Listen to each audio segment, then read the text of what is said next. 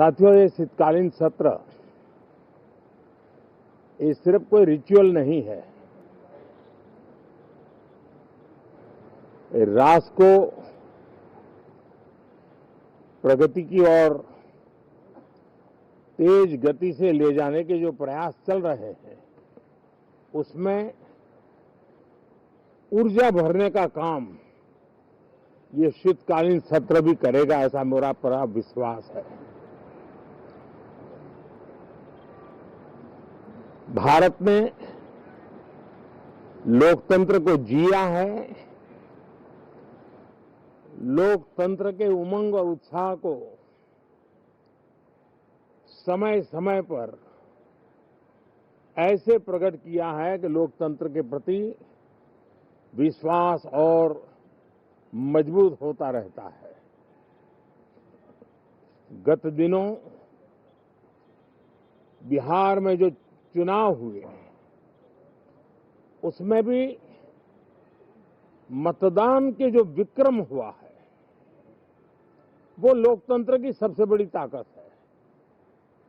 माताओं बहनों की जो भागीदारी बढ़ रही है, ये अपने आप में एक नई आशा, नया विश्वास पैदा करती है।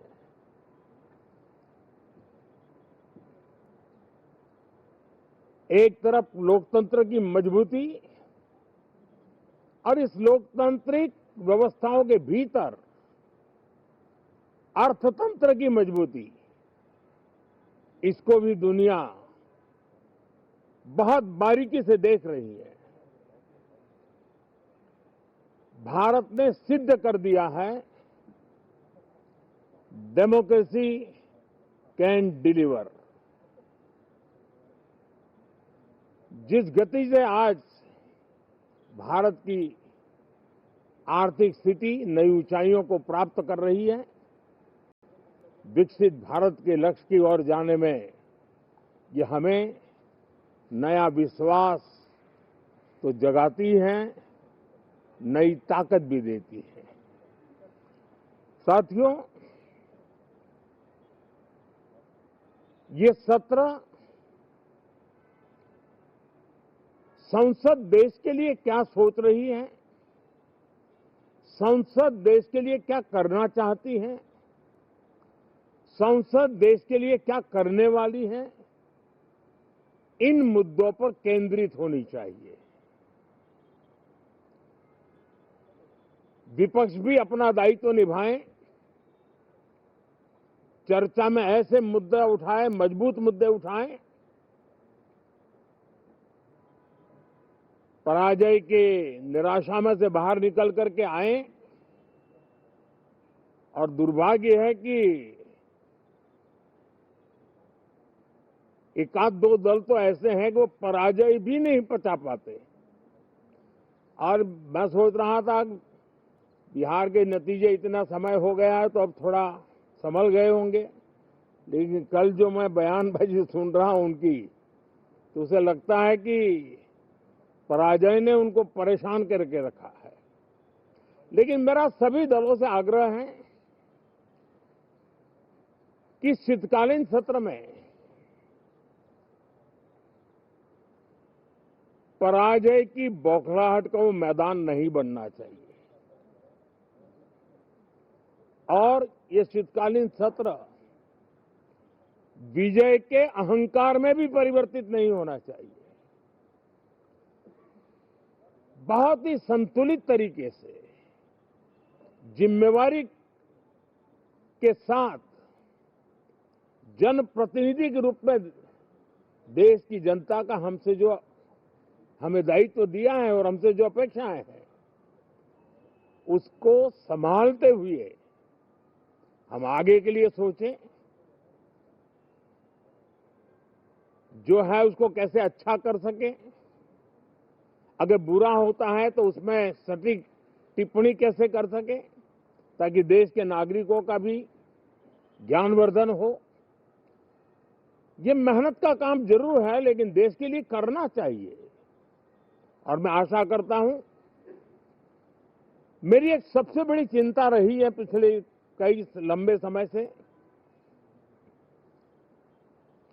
सदन में जो पहली बार चुन करके आए हैं या जो छोटी आयु के हैं, वैसे सभी दलों के सभी सांसद बहुत परेशान हैं, बहुत दुखी हैं। उन्हें अपने सामर्थ्य का परिचय कराने का अवसर नहीं मिल रहा है, अपने क्षेत्र की समस्याओं की बात बताने का अवसर नहीं दिया जा रहा है, राष्ट्र के विकास की यात्रा में भागीदार बनने के लिए वो अपनी कुछ बात बताना चाहते हैं, उस पर भी रोक लगा दी जा रही है। कोई भी दल हो, हमें किसी को भी हमारी ये नई पीढ़ी के आ रहे नौजवान सांसद, पहली बार आए हुए सांसद, उनको अवसर देना चाहिए। उनके अनुभवों का हमें सदन को लाभ मिलना चाहिए। इस नई पीढ़ी के अनुभव सदन के माध्यम से राष्ट्र को भी लाभान्वित करेंगे और इसलिए मेरा आग्रह रहेगा कि हम इन चीजों को गंभीरता से लें। ड्रामा करने के लिए जगह बहुत होती है, जिसको करना है करते रहें। यहां ड्रामा नहीं, डिलीवरी होनी चाहिए। नारे के लिए भी जितने नारे बुलवाने हैं, वो पूरा देश खाली पड़ा है। जहां पराजित होकर के आए वहां बोल चुके हो, जहां अभी पराजय के लिए जाने वाले हो वहां भी बोल दीजिए, लेकिन यहां तो नारे नहीं, नीति पर बल देना चाहिए और वो आपकी नीयत होनी चाहिए।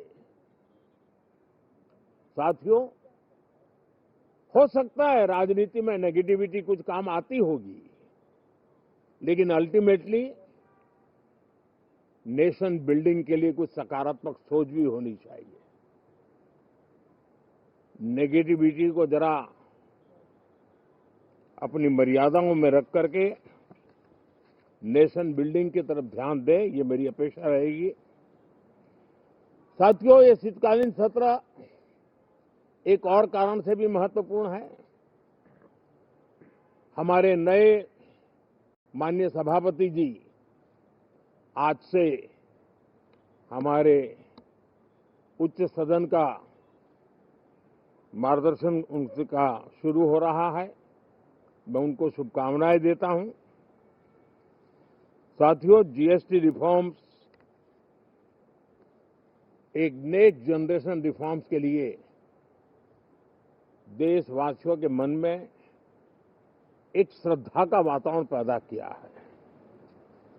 इस सत्र में भी उस दिशा में बहुत सारे काम होने वाले हैं।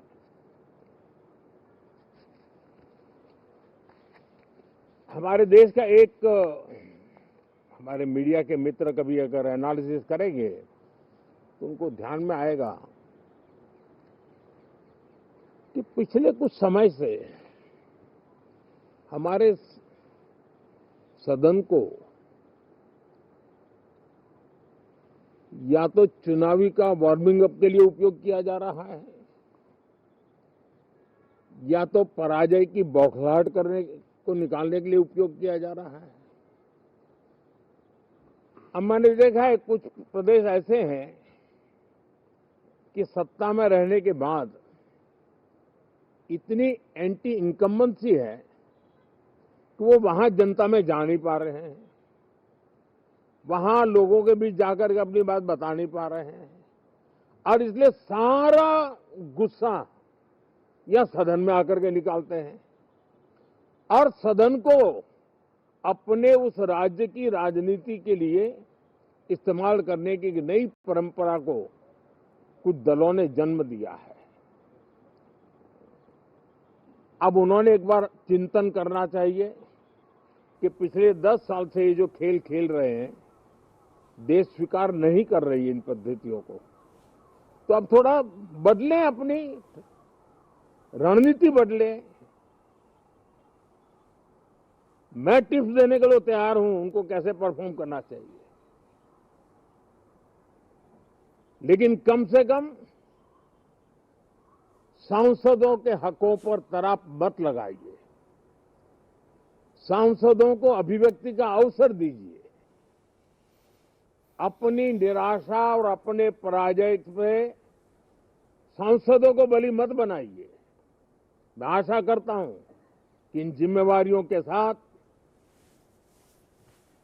हम सब चले, लेकिन मैं देश को विश्वास देता हूं कि राष्ट्र प्रगति की राह पर चल पड़ा है, राष्ट्र नई ऊंचाइयों को पार करने की दिशा में आगे बढ़ रहा है और ये सदन भी उसमें एक नई ऊर्जा, नया सामर्थ्य भरने का काम करेगा। इसी विश्वास के साथ बहुत बहुत धन्यवाद। तो प्रधानमंत्री नरेंद्र मोदी को आप सुन रहे थे। संसद भवन की कार्यवाही शुरू होने से पहले, संसद की कार्यवाही शुरू होने से पहले हमेशा की तरह मीडिया से मुखातिब होते हैं प्रधानमंत्री नरेंद्र मोदी और किस विजन को लेकर ये 19 दिसंबर तक संसद चलेगा, सत्ता पक्ष का क्या रुख रहेगा, वो एक तरह से दर्शाने की कोशिश उनकी हमेशा से रहती है। बहरहाल इस बुलेटिन में इतना ही, लेकिन खबरों का सिलसिला यूं ही जारी है। आप हमारे साथ बने रहिए। नमस्कार, आदाब।